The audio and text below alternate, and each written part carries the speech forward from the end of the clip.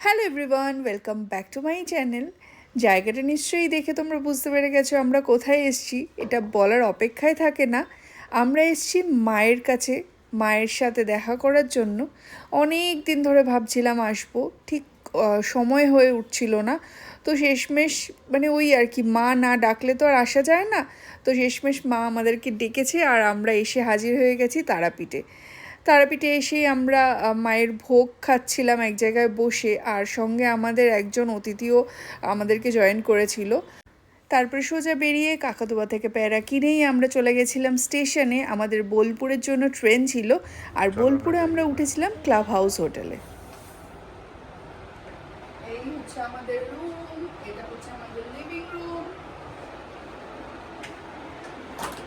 আমাদের সেগমেন্ট 2 নম্বর TV. First TV মানে বেডরুমে একটা টিভি আছে, লিভিং রুমে একটা টিভি। এই হচ্ছে আমাদের একটা বাথরুম,